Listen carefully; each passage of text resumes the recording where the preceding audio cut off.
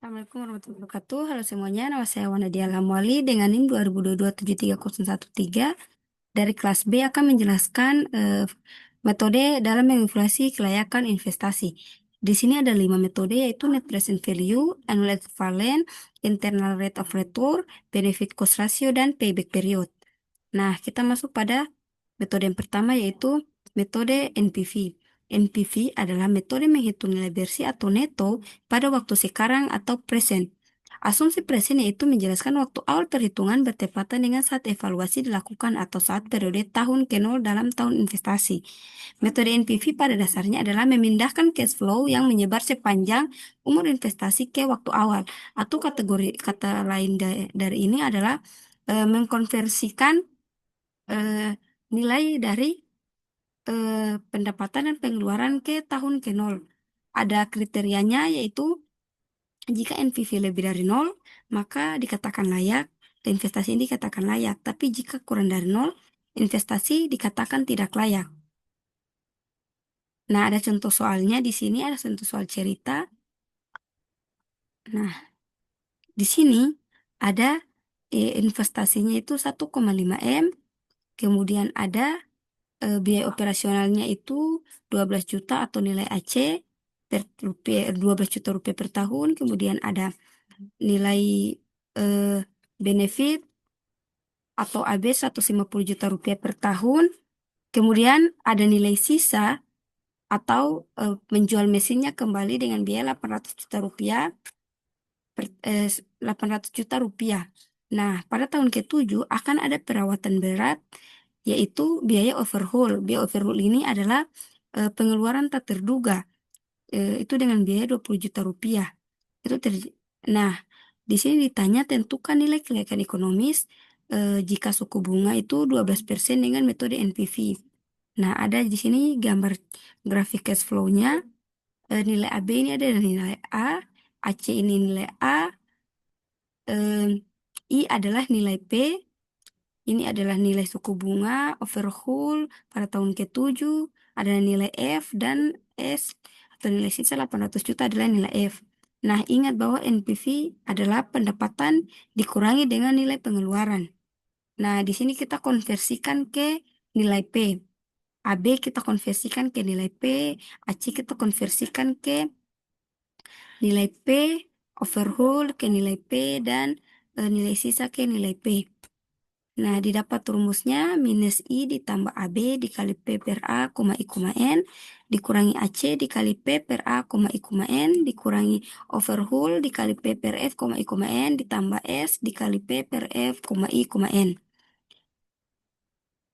Nah, didapat dari tabel suku bunganya, yaitu min 1,5 M ditambah 150 juta dikali 5,6502 dari nilai 12% untuk tahun ke-10 dikurangi 12 juta untuk nilai AC dengan nilai eh, P per A-nya 12% tahun ke-10 dikurangi biaya overhaul 20 juta pada tahun ke-7 dari nilai P per F itu pada tabel suku bunga didapat 0,4523 ditambah 800 juta dikali 0,3220 didapat dari P per F 12% pada tahun ke-10. Nah, didapat hasilnya itu minus 488,669 juta. Nah, ini dikatakan tidak layak karena tidak memenuhi kriteria pada metode NPV. Next, metode annual equivalent. Metode annual equivalent ini adalah kebalikan dari net present value. Jika NPV adalah mengkonversi ke nilai P, maka annual equivalent adalah mengkonversi nilai cash flow pada setiap umur investasi ke nilai A. Nah, kita masuk pada contoh soal. Contoh soal ceritanya masih sama, investasi 1,5 M, annual benefit 150 juta, annual cost 12 juta rupiah, nilai sisa 800 juta, overhaul pada tahun ke-7 20 juta, umur investasi 10 tahunan, suku bunga 12%. Nah, kita mencari nilai AE, maka kita mengkonversikan nilai ini ke nilai A. Di sini kan eh, di sini I itu adalah nilai P. Nah, maka nilai P di sini, maka kita harus mengkonversikan nilai P ini ke nilai A. Jadi di cara hitungnya itu didapat rumusnya min I dikali A per P, koma I, koma N, ditambah AB. Ini sudah termasuk nilai A, jadi tidak perlu dikonversikan. Langsung saja ditambah S. Nah, S ini adalah nilai F, maka kita konversikan ke A. Jadi dikali A per F, koma I, koma N, dikurangi AC sudah termasuk nilai anual, dikurangi B over whole dikali, nah over whole di sini berada di tengah. Ingat bahwa AE itu tidak bisa dihitung langsung di tengah, tetapi harus eh, kita ambil dari kiri atau dari kanan. Nah, di sini saya cara hitungnya adalah bawa ke nilai P dulu, baru dikonversikan ke nilai A. Nah, di sini maka konversinya nilainya itu dikurangi overwhole dikali P per F, koma I, koma N, dikali A per P, koma I, koma N. Nah, didapat minus pada tabel suku bunga didapat min 1,5 M dikali 0,1770. Ini adalah nilai A per P eh, dari 12% untuk tahun ke-10, ditambah 150 juta untuk nilai AB, ditambah 800 juta untuk nilai sisa, dikurangi dikali 0,0570 untuk nilai A per F dari 12% pada tahun ke-10, dikurangi 12 juta untuk nilai AC, dikurangi overhaul 20 juta, dikali dengan nilai suku bunga P per F pada nilai suku bunga 12% pada tahun kedua ke-10, dan nilai A per P 12% pada tahun ke-10. Nah, didapat itu minus 86,039,880 juta. Ini dikatakan tidak layak karena tidak memenuhi kriteria pada perhitungan metode nilai AE. Nah, yang ketiga ada metode benefit cost ratio.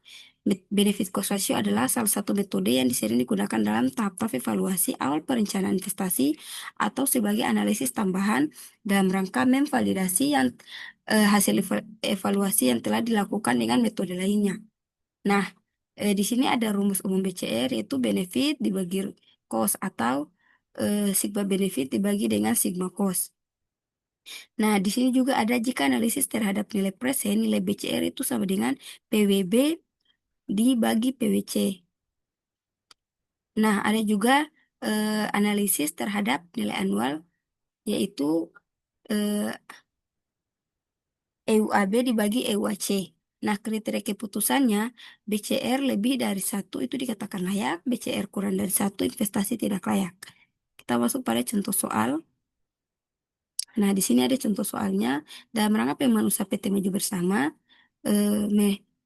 merencanakan investasi baru senilai 1,300 juta rupiah dengan perkiraan pendapatan mulai tahun kedua sampai tahun ke-7 sebesar 500 juta rupiah.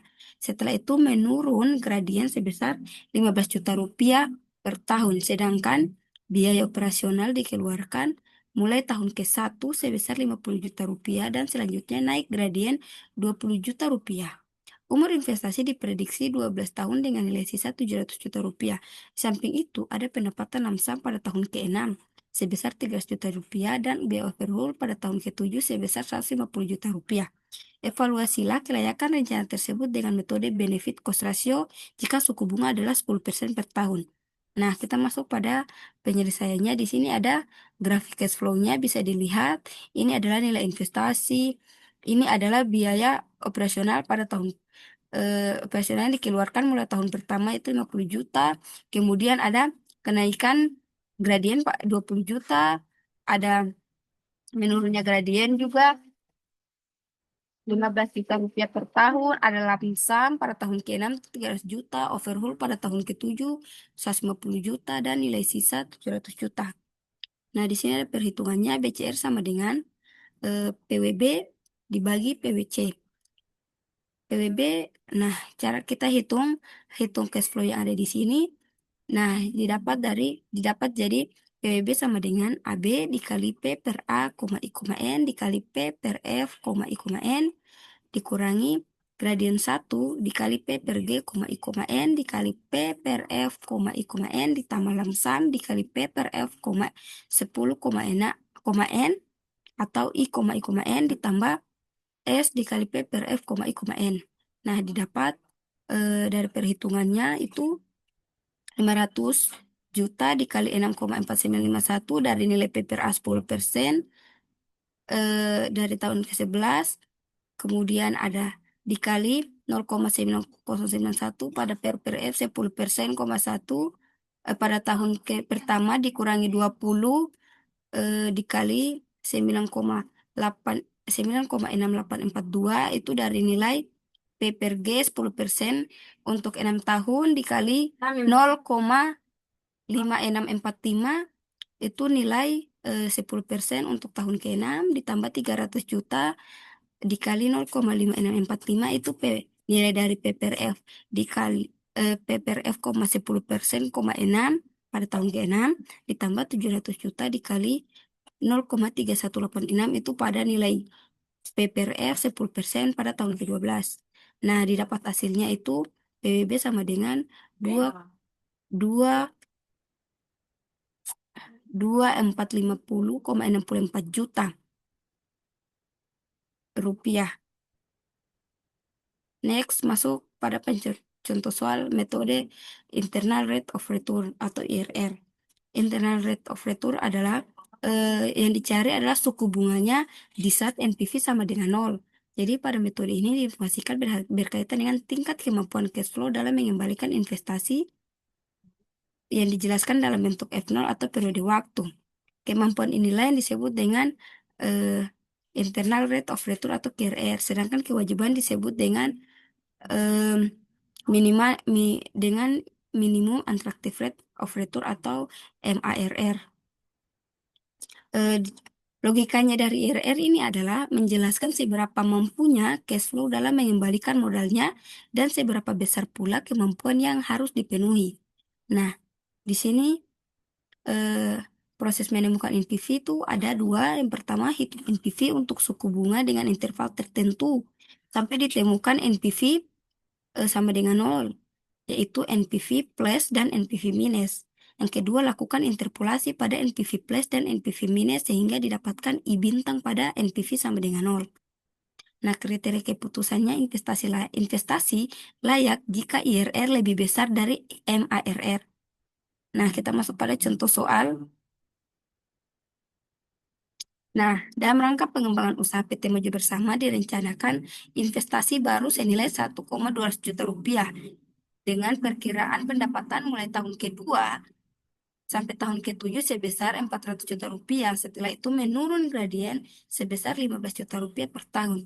Sedangkan biaya operasional dikeluarkan pada tahun ke-1 sebesar 50 juta rupiah dan selanjutnya naik gradien 10 juta rupiah.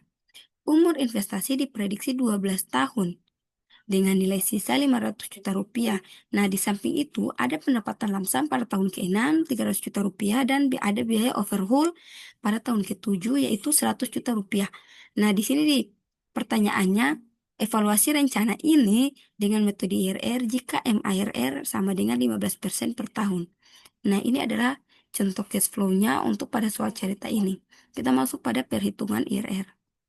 Nah, ini adalah persamaannya di mana CF ini adalah cash flow investasi, FBP sama dengan faktor bunga present, I bintang sama dengan I yang akan dicari. Nah, kita masuk pada perhitungannya.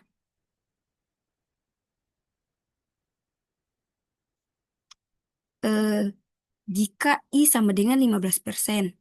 Nah, di sini NPV sama dengan min 1,200 juta ditambah 400 juta dikali P per A dikali I bintang. P per A, I bintang, 11 dikali P per F, I bintang, 1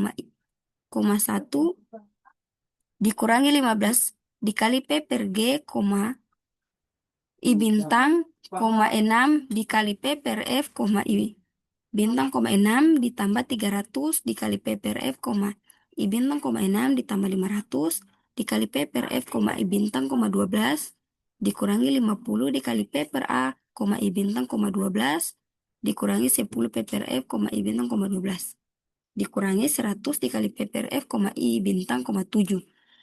Nah, didapat NPV dari hasil perhitungannya min 1,200 juta ditambah 400 dikali P per A. P per A untuk nilai itu didapat 5,234 dikali 0,8696 dari P per F 15% untuk tahun pertama dikurangi 15 juta kali 7,937 dari nilai P per G, 15% untuk tahun ke-6 dikali 0,4323 dari nilai P per F, 15% pada tahun ke-6 ditambah 300 juta dikali 0,4323 masih sama dari nilai P per F, 15%, 6 ditambah 500 juta dikali 0,1869 nilai dari eh, P per F ini sampai seterusnya. Jadi dihitung hasil akhir itu didapatnya plus 271,744 juta. Nah, kita masuk pada jika I sama dengan 18%. Masih sama cara perhitungannya. eh, Min 1,200 juta ditambah 400 juta dikali P per A, I bintang, 11 atau N dikali P per F, I bintang, 1 dikurang 15 sampai seterusnya. Dari perhitungan ini, dari nilai hasil perhitungan suku bunga ini, didapat hasilnya plus 72,90 juta.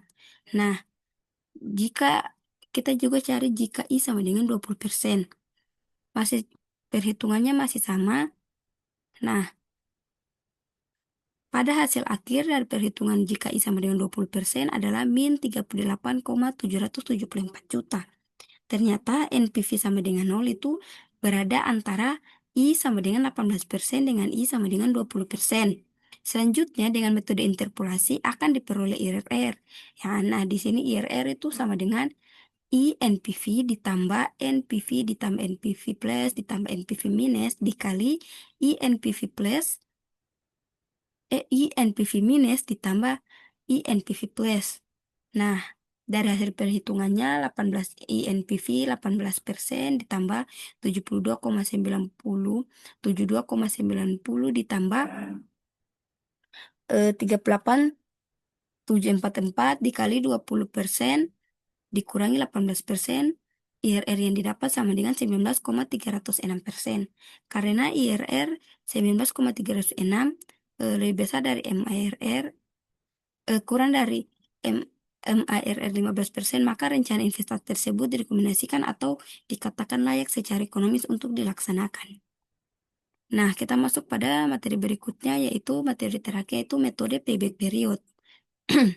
Analisis payback period pada dasarnya bertujuan untuk mengetahui seberapa lama investasi akan dapat dikembalikan saat terjadinya kondisi pulang pokok atau break-even point.